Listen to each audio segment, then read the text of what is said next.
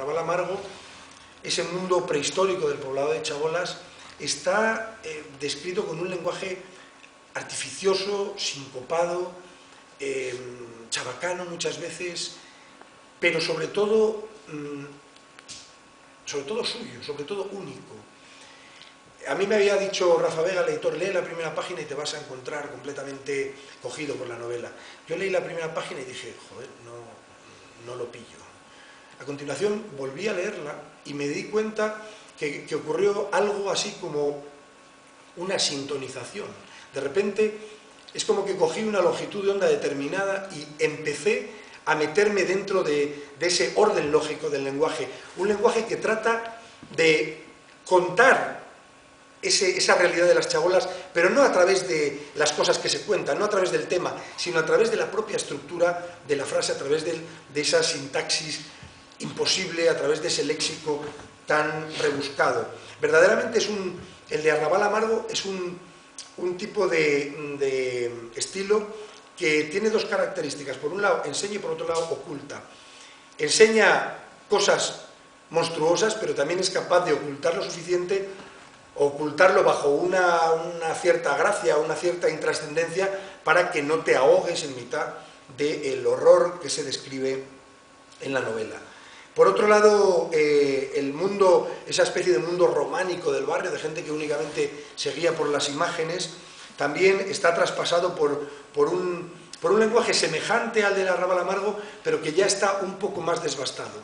Un lenguaje que, además, traspasado por la veta humorística, se hace un poquito más cercano, y finalmente el mundo moderno está construido en una especie de stream of consciousness, una corriente de conciencia, una especie de monólogo interior de la protagonista, de Carmencita, que es un ejercicio literario de primer orden. Es una novela, esta última, la última de la trilogía, verdaderamente ágil, brillante, impoluta, de una precisión y de una perfección a la hora de generar el crescendo en el que está construida, tremenda, ¿no?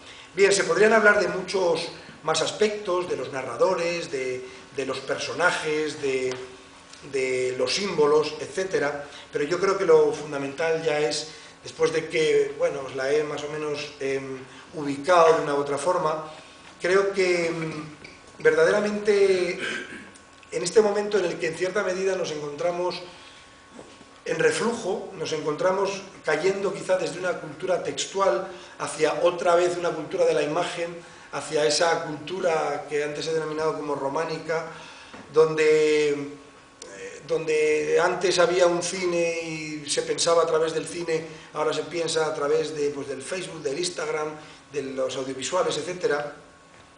Yo creo que cuando la palabra se repliega y es la imagen la que parece que tiene que convertirse en lenguaje, nos damos cuenta que cada vez se adora más, si es que alguna vez se ha dejado de adorar, a la violencia, a ese sexo animal y a ese cogollo que él plantea en el Arrabal, ¿no?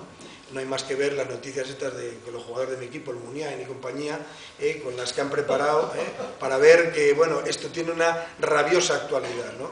Pues bien, da la sensación de que en este camino de vuelta el Arrabal no es el pasado, sino que el Arrabal sería el futuro, ¿no? Lo cual es bastante terrible. Sin más, yo creo que ahora le doy la palabra al autor, y a partir de aquí después me gustaría que se hiciera un pequeño turno de preguntas. Si os encontráis con fuerza, si no, pues le podría preguntar yo también alguna cuestión que fuera oportuna. Javier.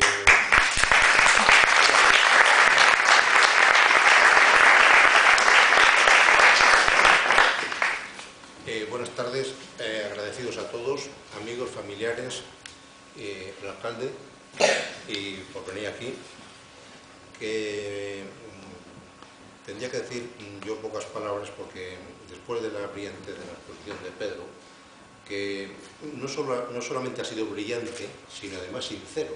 Todo lo que ha dicho se lo cree.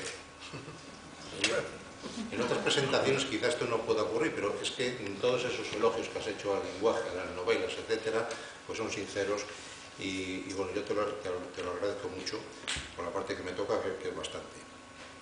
Estas novelas se publicaron Las dos primeras independientes, con el plazo de 5 o 10 años por ahí.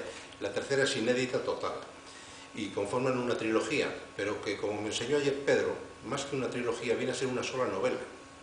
Son 3 franjas de la ciudad, desde el arrabal, lo más bajo, el cine, un poco popular, pero un poco más elevado, y luego la burguesía, que a mi modo de ver es la que peor parada sale moralmente hablando, porque, por ejemplo, en el arrabal la gente tiene, desde mi punto de vista, sus excusas y sus atenuantes. Viven tan mal, no tienen ningún tipo de referencias morales de ningún tipo, ni nada, ni ciudadanas, ni religiosas. Entonces actúan, son puro instinto. Luego, en Cine Delicias han sido un poquito más educados, precisamente por el cine, y nada más que por el cine. Y en Amiga de Infancia, que se retrata, creo yo retratar, bueno, no quiero decir retratar a la burguesía vallisoletana ni nada por el estilo, pero sí un cierto tipo de burguesía ciudadana, que son los que a mi modo de ver tienen menos atenuante, porque han tenido educación, han tenido cultura, han tenido medios, han tenido de todo, y con eso que han tenido, pues quizás sea un poco la historia de los talentos. Tienen más que nadie y ofrecen a la sociedad menos que nadie, ¿no? Has dicho, Pedro, y tienes toda la razón, que son novelas muy, ¿cómo te diría yo? No sé si has dicho tú la palabra desagradables, o si no, lo utilizo yo, desagradables, duras. Ocurre de todo, pero no porque yo me haya recreado en acumular experiencias malas, desagradables, de sexo, de violencia, de auténtico desatino, sino porque yo creo que era necesario expresarlo así, no sé muy bien qué. Quizá mi alma, o el alma general de todos, en el fondo, en el inconsciente, no es que yo sea malo, tampoco soy bueno, ni ustedes, pero quizá haya que reflejar un poco eso, por decirlo de alguna manera, como si fueran estos unas novelas ejemplares a la inversa. Son ejemplares, pero por el antiejemplo que dan. Quizá lo que yo he querido reflejar es un tema que me ha preocupado siempre, es el mal. A todos nos preocupa el mal. ¿Por qué hay mal? ¿Por qué se hacen cosas tan malas, tan bárbaras, tan tremendas, tan desagradables? ¿Por qué se abusa tanto de los inocentes, de los más débiles? ¿Por qué? Pues yo no tengo la respuesta, pero sí sé que eso es un hecho, que eso ocurre, que todos tenemos tendencia, que tenemos que controlar por la educación, por los parámetros morales, tenemos tendencia a hacer el mal y hacemos muy poco bien, y el mal está presente en todas las sociedades. Yo lo he reflejado en la sociedad que conozco o en la que he vivido, que es la sociedad vallisoletana, con determinados anclajes a los escenarios reales que hay en Valladolid, la piscina Samoa, el Campo Grande, el Cine Delicias, el arrabal aquel, las cuevas de San Isidro, que existían y son reales, las cosas que pasaban, de las que se oían, los prostíbulos. No es que yo nunca he ido a un prostíbulo, aquí me tienen ustedes que creer. Todo ha sido inventado, todo eso está inventado, pero claro, eso se debe, yo he podido recrear eso, no reflejarlo, sino lo he podido intuir a través de ligeros comentarios y pequeñas briznas de realidad que me llegaban. Tiras de ese hilito y llegas a la verdad, a recrear el ambiente de estos lugares, ¿no? Quiero decir una cosa sobre el lenguaje de las 3 novelas. Yo digo que estas novelas, bueno, tienen un lenguaje bastante particular. Aquí, sobre todo en la primera y en la segunda, no hay gramática. Los personajes hablan como les da la gana, sin sujeto, verbo, predicado, nada por el estilo. Ponen las comas, las he puesto yo, pero es la voz del personaje. Pues donde les da la gana, aquí va una coma porque yo digo que tiene que ir una coma y va y tal. Aquí punto y aquí tal, las frases arrancan como les da la gana. Es una antigramática, pero se entiende bien, como ha dicho Pedro, cuando sintonizas, a lo mejor de entrada, ¿qué es esto? Pero no entiendo nada. Luego de repente, como decías tú ayer, le das al dial, clac, ya encajas con la sintonía de la radio y ya lo lees fluidamente, porque tenemos todos esa gramática interior. Luego, claro, los profesores, hay aquí profesores, no quiero decir nada, la pervierten, entre comillas, nos enseñan a escribir, nos enseñan a pensar, Y entonces quizás eso oculta la realidad